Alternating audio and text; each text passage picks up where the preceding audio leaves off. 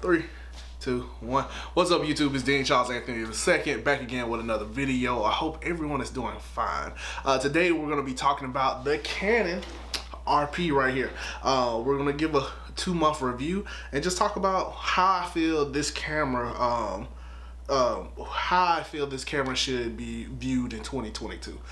So we're gonna go ahead and get started. But before we get started, I just want to say thank you everyone for subscribing. We're officially at 400 subscribers. So we're on our way to that 500. Can't wait to get to 500. If you have subscribed and you're watching this video, thank you so much. And if you haven't subscribed and you're a first-time viewer, make sure you go ahead and like and subscribe. Really appreciate everybody being a part of this journey. We're gonna go ahead and get started.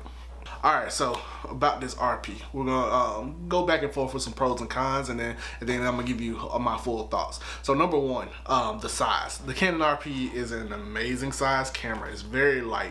You can just, yeah, this is with the lens. This is with the kit lens that comes with it. Just to give you a comparison, everyone has heard about my 1DX Mark III by now if you've been watching these videos. But yeah, the 1DX Mark III is taller than this camera with a lens on it. That's crazy.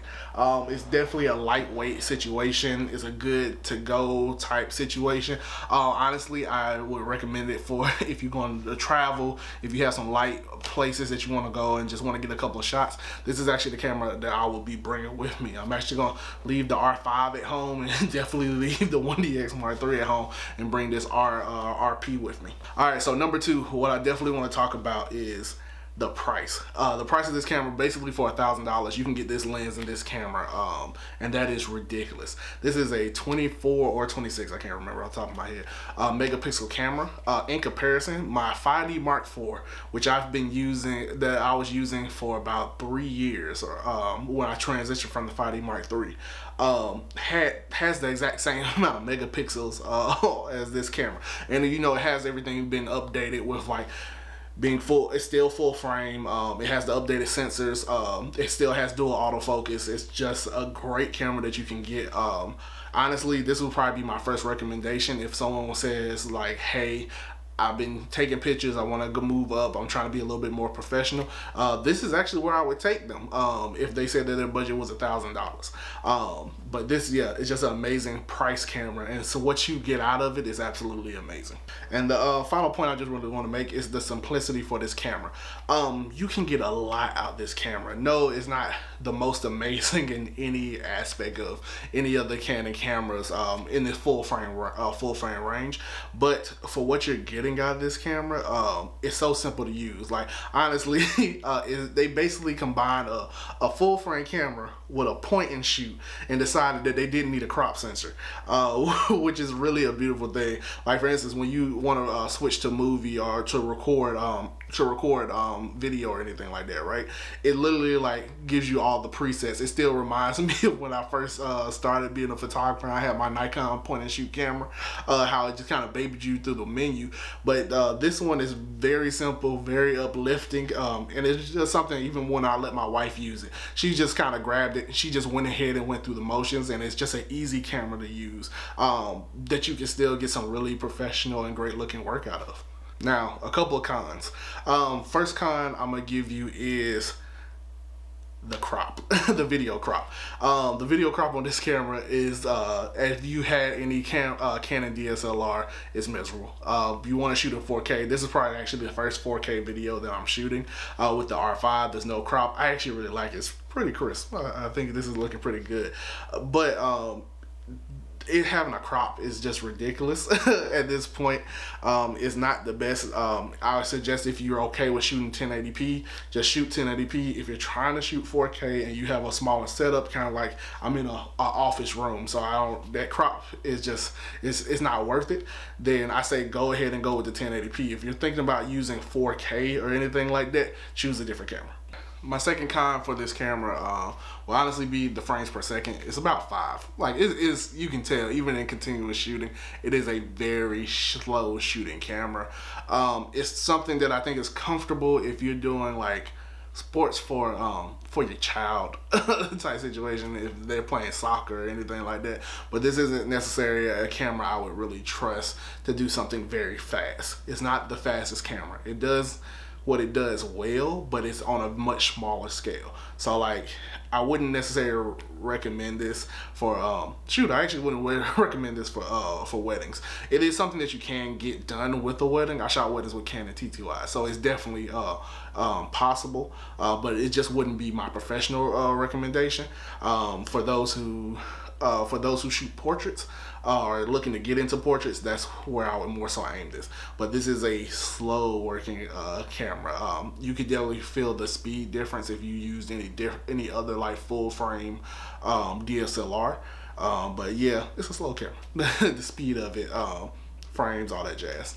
So, all right, moving forward, we're just gonna talk through my final thoughts for this camera, and then who do I think this camera is for. My final thoughts with this camera is an amazing small form camera. It was refreshing, honestly, for me to get it. It's not something that I think I'm really going to be using in my professional life. I have the equipment that I need for my professional life, but for my personal day-to-day, I'm on a lot of Zooms, I'm doing a lot of like these videos or whatnot, and it's a very easy small scale machine that I can definitely find a way to work into my day-to-day without having to necessarily pull out the R5, without having to pull out the 1DX Mark III or something like that. Honestly, for me personally, it's actually replacing my 6D Mark II. This is the camera that's probably going to replace it.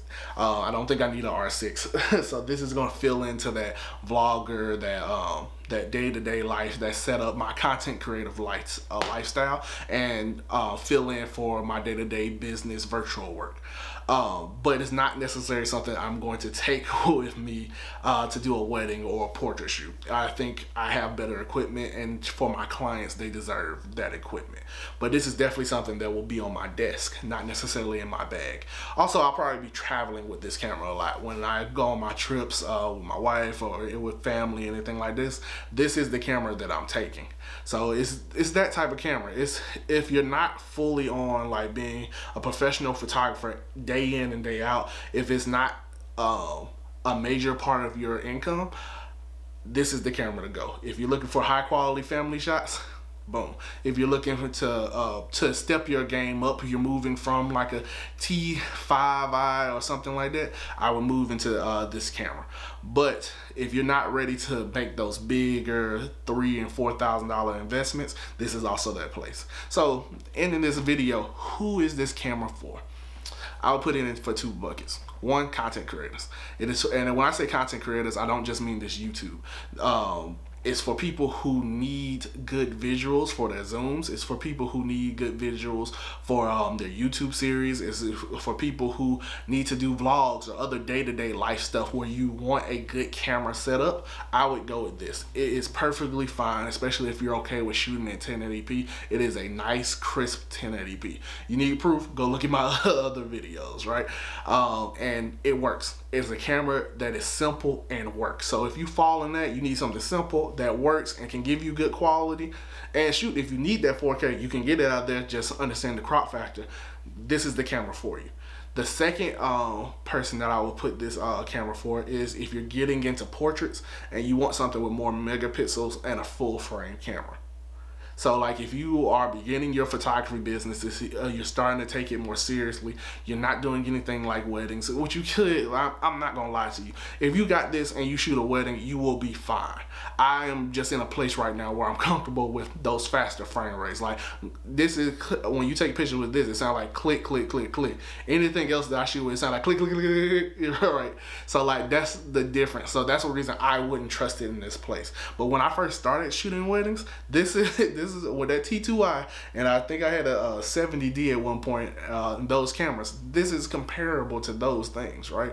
And so you're able to still build up that catalog. It just means you have to be more purposeful about making sure that your shots are in focus and you know what you're going to shoot, because this camera is not going to save you from a very difficult situation. I know I can just recompose with either of my two other cameras and it's just going to work perfectly. This is definitely something for a slower, more methodical and you just need to really think about it a little bit more. But this is a camera that's definitely worth having. It is actually, just being honest with y'all, and this is not a clickbait moment, this is my favorite camera of 2022. I've used this really more in my day-to-day life than any other of my other cameras, because of how small it is, because of how comfortable it feels to use. That kit lens is sharp enough for everything that I need, so it's just the quickest thing just to throw into my life to make everything look high quality, from a zoom to just a day-to-day experience to just getting a quick shot of my family or my friends or whatnot. So these are my thoughts. These are my feelings about the Canon RP. This is definitely a camera that is still worth it in 2022. Don't be hesitant to grab it unless you're planning to really push your own professional lifestyle. So that's all I got. This is Dean Charles Anthony II. I hope you like this video. This is the first 4K video. I ain't gonna lie, I kinda like it, so we might have to work some stuff out to use this R5 more for these videos. But this is definitely a great day. I hope y'all having a wonderful day. Please like and subscribe. I'm out. Dean Charles Anthony II. See y'all later.